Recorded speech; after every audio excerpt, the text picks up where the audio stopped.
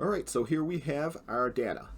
So let's say we've got Team A, Team B, and Team C, and they keep getting different scores or records below. And say we want to, as the people or as these get updated and new amounts come on here, say this becomes 25, we want the last item to be pulled on here.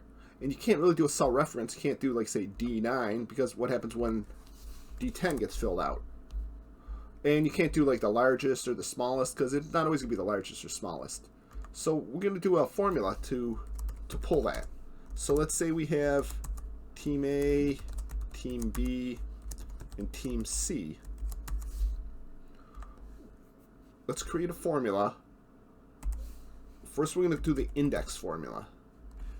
And what index is going to do, first you want the array.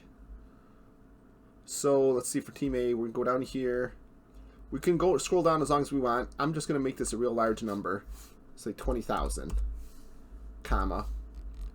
And then say, this is where we're going to need a number to tell us what it is. Say like we put the number 4.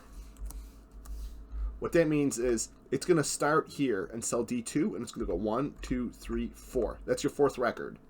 So it's going to pull the number 9. And say if we wanted the number 2.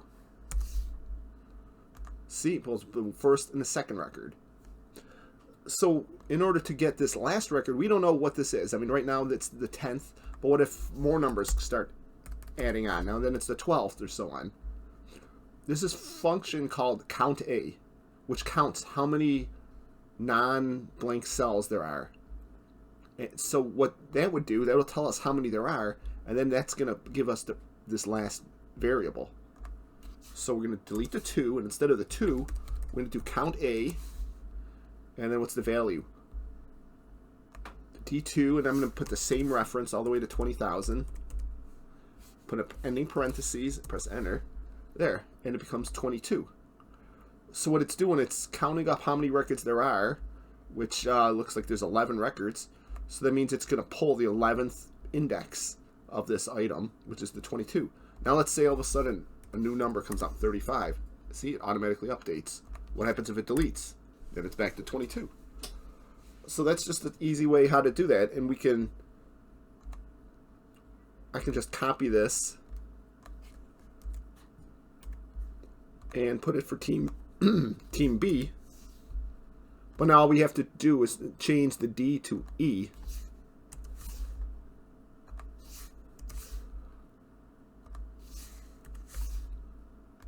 And I change all these to E.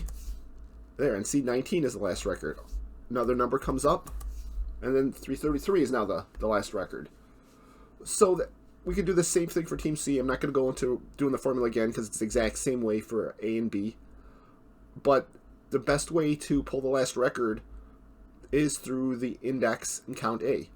And so that's just a nice little advanced formula because it's a nested formula, having 2 of them in the same one to pull the information that you need.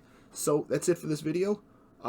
Give me a thumbs up if you like this, and please share and subscribe if you have not yet. So I'm heading off. You guys have a good day. See you in the next video.